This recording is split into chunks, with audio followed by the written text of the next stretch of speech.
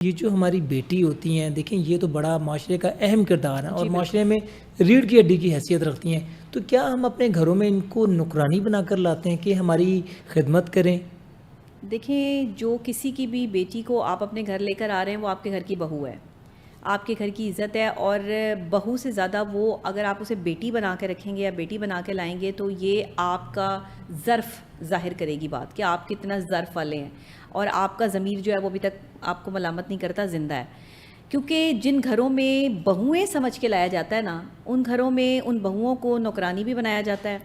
ان بہوؤں پہ ذمہ داریاں بھی زیادہ ڈالی جاتی ہیں، ان بہوؤں کو جو ہے وہ عزت اور وہ مقام بھی نہیں دیا جاتا۔ اور پھر میں آپ کو ایک کانسیپٹ بتاؤں، یہ صرف پاکستان میں ہوتا ہے یا مڈل ایسٹ میں ہوتا ہے، اس طرح سے جو خواتین کے ساتھ جو ہے وہ یہ سلوک کیا جاتا ہے کہ ایسی خواتین جو زیادہ جہیز نہیں لے کر آتی، یا ایسی خواتین کہ جو ایسے بیٹوں کے ساتھ بیاہ کے آ جاتی ہیں گھر میں جن کا کوئی کاروبار نہیں ہوتا، یا جو گھر میں اتنے پیسے نہیں دیتے اور ان سے زیادہ پیسے جو ہے وہ کوئی اور بیٹے یا اور فیملی ممبر جو ہے وہ دے رہے ہوتے ہیں، تو ان کو زیادہ عزت دی جاتی ہے۔ ہمارے ہاں یہ جو دوہرا معیار ہے نا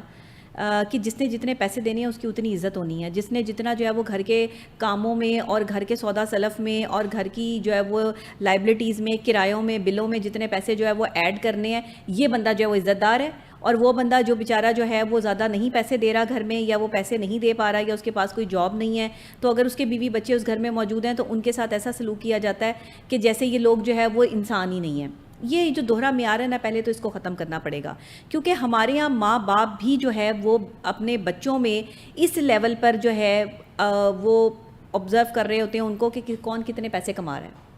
بھائی آپ ماں باپ ہیں، آپ نے بچوں کو پالنا تھا، آپ کی ذمہ داری تھی، آپ نے کوئی احسان کیا ہے بچے پال کے؟ تو آپ نے بچے پیدا کیے ہیں، اس معاشرے کو بچے جو ہے وہ دیے ہیں، آپ کے گھر کے بچے ہیں، آپ کے اپنے بچے ہیں، ذاتی بچے ہیں، آپ کی محبت کی نشانی ہے۔ تو وہ بچے اگر بڑے ہو کر اس قابل نہیں بن پائے کہ وہ پیسے کمائیں، یا ان کے اندر کوئی کمی رہ گئی، یا کسی مجبوری، حالات کی مجبوری نے ان کو جو ہے وہ مجبور رکھا، تو اس میں ان کا کیا قصور ہے؟ کم سے کم ماں باپ تو دوسرے بہن بھائیوں کے سامنے ان کو عزت دیں، کوئی ان کی تکریم رکھیں۔ اگر وہ پیسے نہیں کماتے ہیں یا گھر میں پیسے نہیں دے پاتے ہیں تو اس کا مطلب یہ تو نہیں ہے کہ ان کی عزت میں کمی کر دی جائے، یا ان کی جو بہویں آئی ہیں، جو ان کی بیویاں آئی ہیں، ان کے ساتھ جو ہے وہ دوہرا سلوک کیا جائے یا دوہرا معیار اپنایا جائے، ان سے زیادہ کام کروایا جاتا ہے۔ میں نے یہ ہمارے معاشرے میں بہت چیز دیکھی ہے،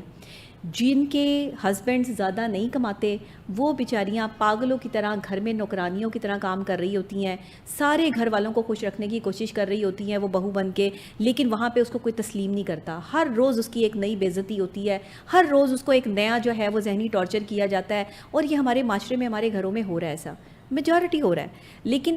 جن گھروں میں نہیں ہو رہا وہ صالحین کے گھر ہیں،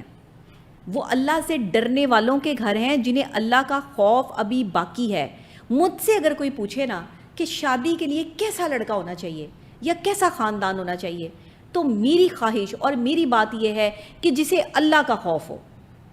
بھلے وہ بہت ماڈرن ہے، بھلے وہ جھوٹ بولتا ہے، بھلے وہ کچھ بھی ہے، لیکن اللہ سے ڈرنے والا نہ تو جھوٹ بولے گا، نہ کمی کوتاہی کرے گا، نہ ناپ تول میں کمی کرے گا، نہ رشتوں میں ملاوٹ کرے گا، نہ دھوکے بازی کرے گا۔ وہ بندہ ہی جو ہے اسے اللہ کا ڈر اور خوف اتنا ہوگا کہ وہ اللہ کے ڈر سے ہی جو ہے وہ دوسرے کی بیٹی کو گھر میں لا کے جو ہے وہ اس کے ساتھ اچھا سلوک کریں گے کہ کہیں اس کی بد دعا نہ لگ جائے، کہیں اس کی آہ نہ لگ جائے۔ لیکن لوگ نہیں